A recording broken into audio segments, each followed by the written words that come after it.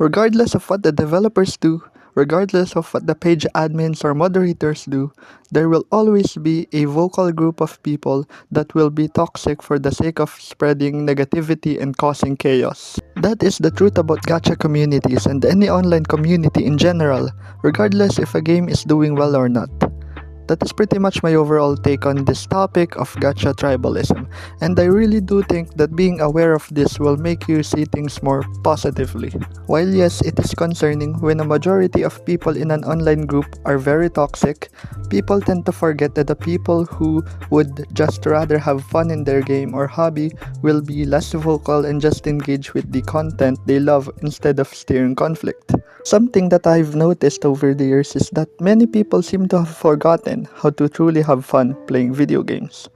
I say this because I was once caught in the same cycle, playing only for the sake of winning, not enjoyment. There was a time when I played a game called Mobile Legends religiously. It's a 5v5 MOBA, and at first it was great. I used to play it with my former friends, and we had a lot of fun playing together.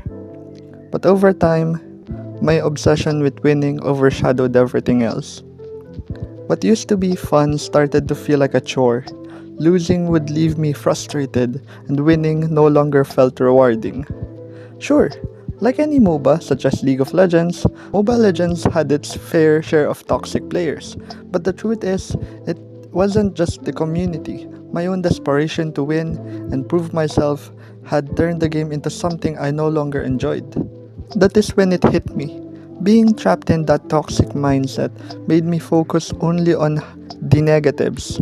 It warped how I saw the game and how I even experienced the world around me. With my newfound realization, I quit the game for a while. During that time, here are a few things that I have learned. Number 1. The value of a game is dependent on how people see it. What this basically means is that regardless if a game is popular or not to people, if you genuinely like a game, it will become valuable to you. You should never ever feel forced to play a game just because it is popular or trendy. Number 2. We as players or consumers have different tastes in video games and fiction. This means that it is normal for a game to not appeal to everyone because a game for everyone is a game for no one. An example of this is my love for sci-fi things. I am a big fan of Back to the Future and games with sci-fi elements like Tribe 9 and to some extent Wuthering Waves. While a relative, a bit older than me, prefers medieval themes in both fictional stories and games. Does this mean that my taste or preferences are superior? Of course not.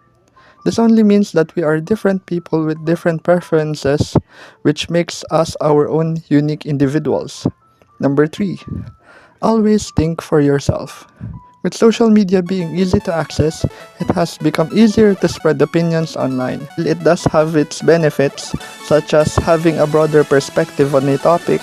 Some people just seem to blindly follow opinions without thinking for themselves, which can be harmful.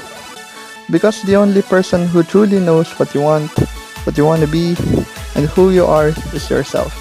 You might think it's selfish to have your own opinions and perspective, but I am quite certain that online communities and communities as a whole would continue to improve if people had their own collective thoughts instead of blindly following or echoing others. That is all. My name is Shining, saying don't forget to have fun and continue to improve yourself.